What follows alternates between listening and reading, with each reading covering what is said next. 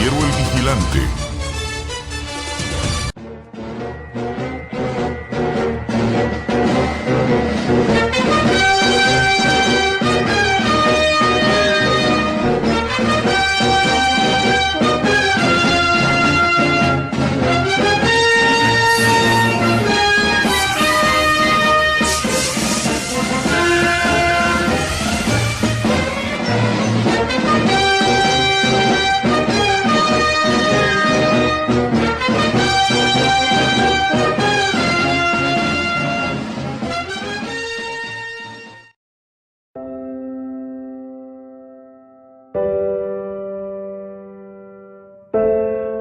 Amigo venezolano, hermano, te invito a que te unas a mí y a toda la comunidad, no solamente en el OAS, en cada rincón de Venezuela.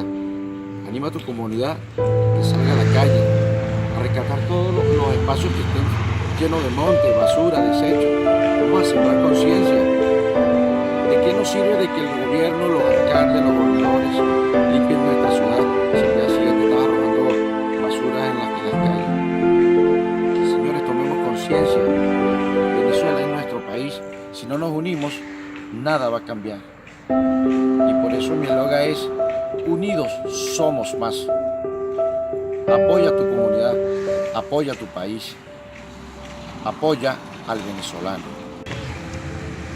Hoy la comunidad vamos a tratar de limpiar todas estas áreas hasta allá para evitar un accidente, porque los peatones cuando vienen caminando, ya que hay problemas de transporte, los peatones van a pasar hasta allá y siempre corren el riesgo de que sea atropellado por cualquier automóvil. Entonces hoy nuestro objetivo también es limpiar todas estas áreas para que quede totalmente despejado para todos nuestros ciudadanos.